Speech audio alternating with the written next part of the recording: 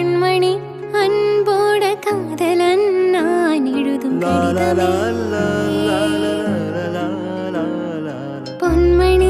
உன் வீட்டில் சௌக்கியமா நான் இங்கு சௌக்கியமே மனிதர் உணர்ந்து கொள்ள இது மனிதர் காதல் அல்ல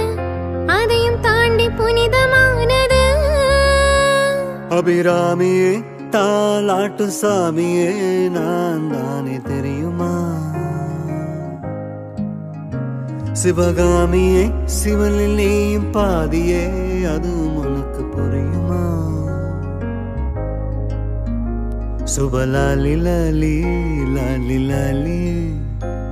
அபிராமி லாலி லாலி லாலி